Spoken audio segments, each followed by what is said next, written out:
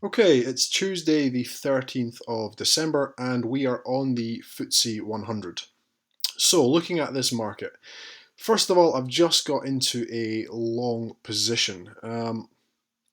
It's been a blind buy. I'm aware I've not actually posted a blind buy or sell trade for quite some time, but this one has lined up very nicely, so I have taken it as an entry. So basically, this morning, early on, there was a lovely buy position down here at 825 from the identified zone. Unfortunately, I missed the entry for this trade. I just was not at the computer. I was on a Skype call, so I could not be on the charts. Missed the position, and it moved up very, very nicely. Then the market has pulled back off of the zone up here. It has broken through. And then we have seen a pullback. So we've made a low, a higher low, and then a higher high. So potentially we are seeing an upward trend on the 5-minute time frame on the Ftse. So as the market has pulled back into the previous swing high, I was happy to get into a long position. What am I looking for with this trade? Well, I'm looking for at least a 1-to-1. So my stop is 10 points on this trade. Let me just mark it in for you. Right here, basically, is the stop for the trade at 10 points. And I'm looking to take the market up. I want to be a little bit careful up here for potential resistance. Taking the trade up into previous highs or this key daily support and resistance level up here. As always with the live trades, if you want to see the overall analysis for the market, which I did pre-market before it opened, just watch the Ftse review video of the same date, so the 13th of December. That's the main reasoning for this trade. This was identified as a key level this morning. Basically, the key levels I identify with the arrows in the zones. It just means that the zones that I identify, the ones with the arrows in like this, are the ones that I consider the higher probability zones for the day. What I will do, as always, I'll cut the video down, I'll pause the video, I'll turn it back on whenever the market is making a move, whenever I'm making any decisions on the trade, and I'll talk you through exactly what it is that I am doing.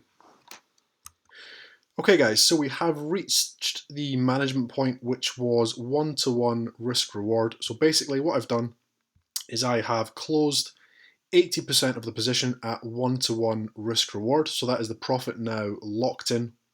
And I will now begin managing this trade. Still looking to take up toward these highs with the remaining 20% of the position, but we'll see how the market reacts now it's reached these levels.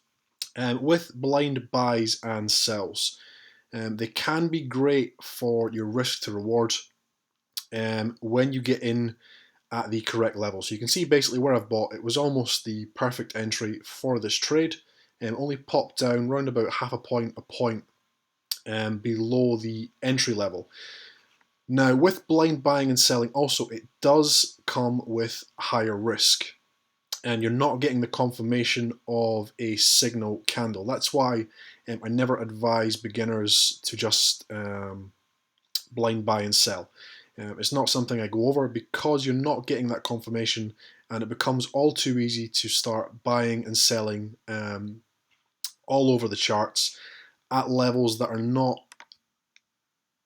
the perfect levels to take those kind of positions. It is something I am going to start to teach next year. It's something that you need to really go into a little bit more in depth with the teaching. It's not, I don't take blind buys and sells just anywhere. Everything has to line up perfectly.